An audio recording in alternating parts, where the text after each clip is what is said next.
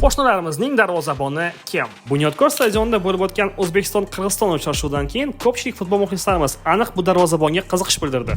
Tanishing, Yerjan Tokotayev, Qirg'iz Respublikasi milliy terma jamoasining asosiy darvozaboni. 2000-yilning 17-iyulida Qirg'iziston poytaxti Bishkek shahrida tavallud topgan. Faoliyatini Bishkekning Dordoy jamoasida boshlagan.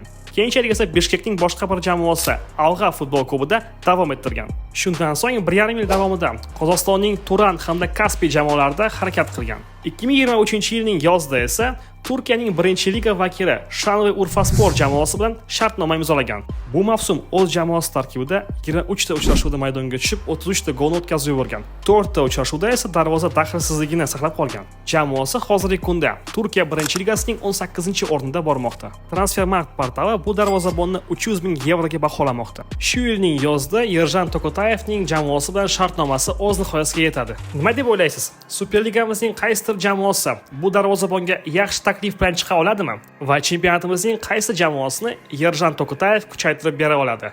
Fikrlaringizni izohlarda yozib qoldiring.